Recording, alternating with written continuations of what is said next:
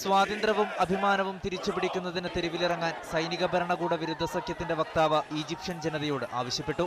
10 ലക്ഷം പേരെ അണിനിരത്തുന്ന million person മാർച്ചിന് brotherhood ആഹ്വാനം ചെയ്തിട്ടുണ്ട്.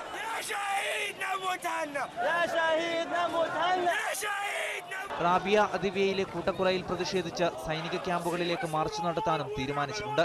അതിനിടെ പ്രതിസന്ധി പരിഹരിക്കുന്നതിന്റെ ഭാഗമായി യൂറോപ്യൻ യൂണിയൻ വിദേശകാര്യ സെക്രട്ടറി ഖാദർ നാഷ്ടിൻ ഇടക്കാല വിദേശകാര്യമന്ത്രി നബീൽ ഫഹ്മിയുമായി കൂടിക്കാഴ്ച നടത്തി. ബ്രദർഹുഡ് നേതാക്കളുമായും ഖാദറിൻ ചർച്ചകൾ നടത്തും.